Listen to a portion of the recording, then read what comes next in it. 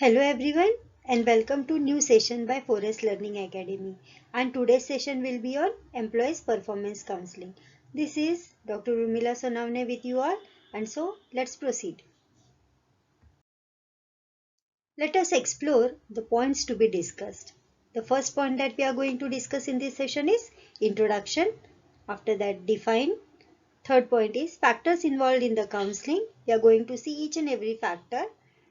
Fourth one is characteristics of the counseling session. Fifth one is why the counseling session is needed and the causes of counseling needs, that is conflict, stress and frustration we are going to discuss. Human resource management is basically dealing with the people. A manager has to deal with various types of people coming across him within the organization, such as his subordinates, superiors, or colleagues, who may have strong temperaments, weak temperaments, or hot temperaments. He has to deal with each and every one.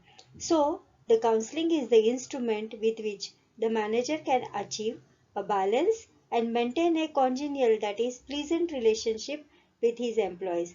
How? That we are going to see in the upcoming slides.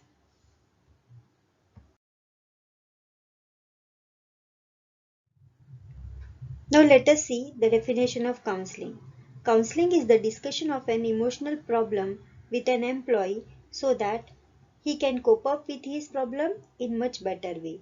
Here, the problems with employees can be anything. That is, his job related problems, technology that he is using related to that, or sometimes his personal too. Counseling tries to improve the mental health of the employee so that he can give the best to the industries.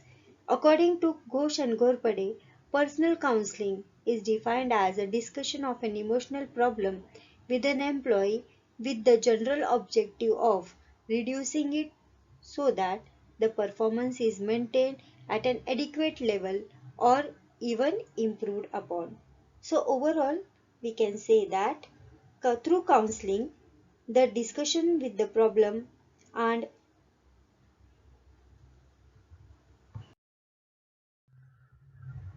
in this present slide, we will be looking towards the persons involved in the counseling process and also some of the other things too.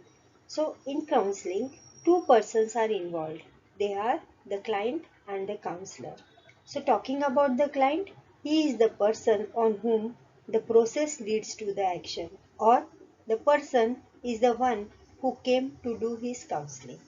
While talking about the counselor, he is the person who listens to his problems and tries to resolve the problem in a proper way.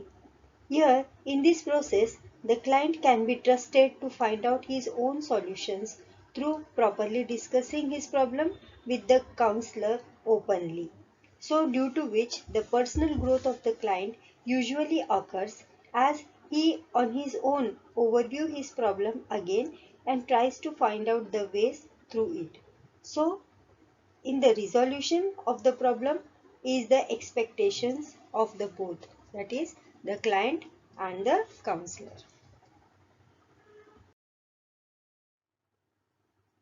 Now let us see the characteristics of counseling. Counseling is an exchange of ideas and feelings between the two people. The two people are counselor and the counselee. So it is an act of communication. So overall we can say that the successful counseling depends upon the communication skills. Next point is counseling facilitates the employees in coping up with their emotional problems, which in turns help in improving the organizational problems. So, counseling also helps the organization to be more human and considerate the employee's problem very well. Third point is counseling is generally confidential and hence employees feel free to talk openly about their personal problems, which may be job related or their personal one. Fourth point, counseling may be performed by both professional as well as non-professionals. So it depends upon the persons and its problem. Fifth point is counseling enhances job satisfaction of the employee as well as the morale.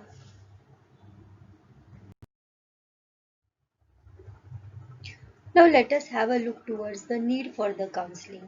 Some of the conditions like frustration, job dissatisfaction, resistance to change in the work, intergroup conflict that are happening in the interpersonal relationship, etc. are the major causes of counseling needs. In the above mentioned situation, counseling facilitates in reducing his stressful condition and thereby helping the employee to return back to the normal job performance and the behavior. Thus, counseling helps an emotionally disturbed person to become normal to his routine life and develop self-confidence in him, self-control and understanding so that he can work effectively and with full potential. The causes of counseling needs are the conflict between two persons, the stressful conditions, or the frustration in life. Let us explore the causes of counseling needs one by one. The first one cause is conflict. Conflict arises when there is a disagreement between two or more individuals or the groups, and each individual or group try to gain the acceptance of its views or objectives over the other one. Talking about the personal conflict, it is more emotional in nature and reflects feelings, anger, fear, tension, etc. The organizational conflict involves disagreement on the factors such as allocation of resources from the organization, organizational policies, its procedures, nature of assignments given to the employees, and overall the distribution of rewards. The most serious problem to most of the people is interpersonal conflict, as it deeply affects the person's psychological being.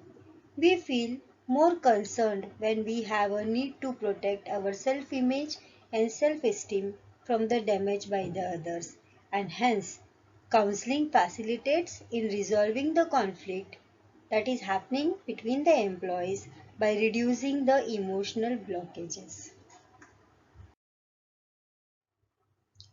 The second cause of counseling needs are stress. Stress has a direct bearing on emotions through processes and physical condition of a person. When it is excessive, it can threaten one's ability to cope up with the environment. People who are stressed may become nervous and develop chronic worry, easy to provoke to anger, and unable to relax in any condition. The causes of stress can be classified as on-the-job stress and off-the-job stress. In on-the-job stress, job itself may pose as a basic cause of the stress. Employees may not be able to cope up with the demands of the job assigned to him, and so he feels that he had a overload, pressure on the work, and tension, and also insecurity in his job. In the off-job stress also affects the functioning of the employees. The cause of off-the-job stress may be financial problems, death in the family persons, or marital problems, or problem with their beloved children. Stress is thus one of the important aspects of the employees which needs to be kept at the low level enough to tolerate without developing the disorder in the employees. Frustration is another major reason for the counseling need. When an employee is repeatedly interfered with or hindered in such a way that prevents him from achieving a desired goal, it results in the frustration. There are various kinds of reaction to the frustration. They are aggression, apathy, withdrawal from the work, regression, physical disorders that happens to the employees, substitute objectives, negativism towards the work, fantasy, etc. Here we ends up with the explanation of part 1 of employees performance counseling. In part 2 we will be discussing the types of counseling, steps in the counseling process, function of counseling process, and its drawback. So stay tuned to Forest Learning Academy to study all these topics in the upcoming session. Thank you all of you to being with the Forest Learning Academy.